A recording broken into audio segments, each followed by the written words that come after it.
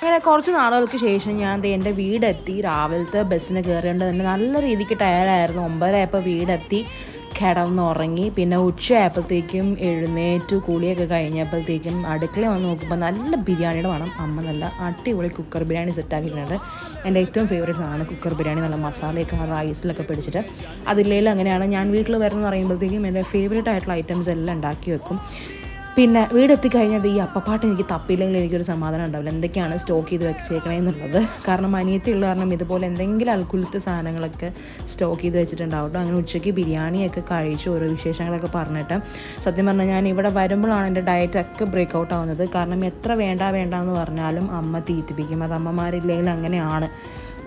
പല സാധനങ്ങളൊക്കെ കരുതി വെക്കും, എന്നിട്ട് അതൊക്കെ വന്നു കഴിയുമ്പോഴേക്കും തിന്നോളാൻ പറയും. ബിരിയാണി കഴിഞ്ഞു, ഐസ്ക്രീം കൊടുത്ത് തന്നപ്പോഴത്തേക്കും അടുത്ത സാധനം കൂടി കൊണ്ടുതരാൻ പറഞ്ഞപ്പോഴാണ് ഞാൻ പറഞ്ഞത് മതി, എനിക്ക് വേണ്ട, ഇനി എൻ്റെ വയറ്റിൽ സ്ഥലം ഇല്ല എന്നുള്ളത്.